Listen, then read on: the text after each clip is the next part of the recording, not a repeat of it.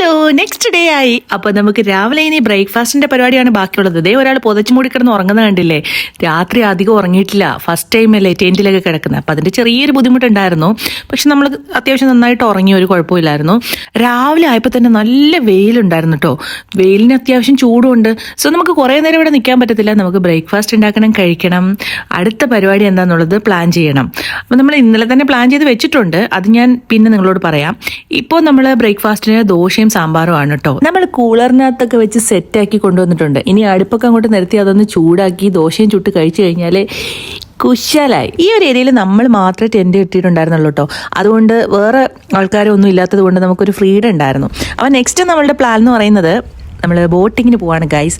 ഇവിടെ മെയിനായിട്ട് ഇപ്പോൾ ചെയ്യാനുള്ളത് ഇതാണുള്ളത്. അപ്പോൾ രാവിലെ 10 മണിക്ക് നമ്മൾ ബോട്ടിൽ കയറിയിട്ട് വൈകിട്ട് 4 മണി വരെയാണ് നമുക്കുള്ള ടൈം. അപ്പോൾ ഫസ്റ്റ് ടൈമാണ് കേട്ടോ നമ്മളിങ്ങനെ ഇത്രയും ടൈം ഒരു ബോട്ടിങ്ങിന് പോകാൻ പോകുന്നത്. അപ്പോൾ നമുക്ക് എങ്ങനെയുണ്ടെന്നൊന്ന് നോക്കാം.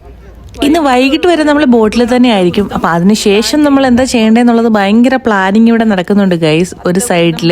അപ്പോൾ എന്നെ ഇതൊന്നും ബാധിക്കത്തില്ല. ഞാൻ പോകുന്ന സ്ഥലങ്ങളൊക്കെ എക്സ്പ്ലോർ ചെയ്യുക എന്നുള്ളതാണ് എനിക്കുള്ള ഒരു മെയിൻ ഡ്യൂട്ടി.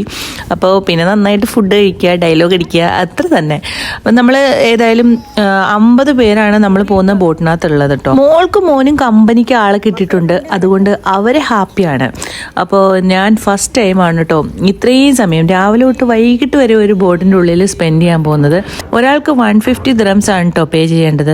മക്കൾക്ക് കുറച്ച് കൊടുക്കുന്നുണ്ട് കേട്ടോ. അതിൻ്റെ പകുതി പൈസ കൊടുത്താൽ മതി. പിന്നെ എനിക്ക് തോന്നുന്നു 6 വയസ്സിന് താഴെയുള്ള കുട്ടികളാണെങ്കിൽ അവർക്ക് പേ ചെയ്യേണ്ട ആവശ്യമില്ല. അങ്ങനെയാണ്.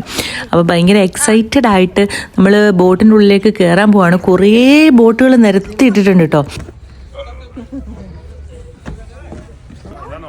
അല്ല, ഇതും അല്ല.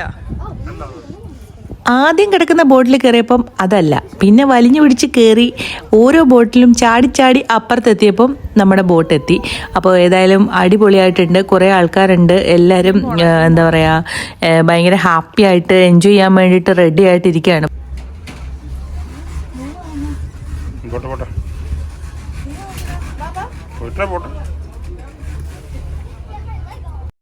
അപ്പോൾ നമ്മൾ കറക്റ്റ് ടൈമിലാണ് എത്തിയത്. ഇപ്പം കുറച്ച് സമയം കൂടെ കറക്റ്റ് 10 മണിയാകുമ്പം നമ്മൾ ഇവിടുന്ന് നമ്മുടെ ബോട്ട് മൂവ് ചെയ്യാൻ തുടങ്ങും.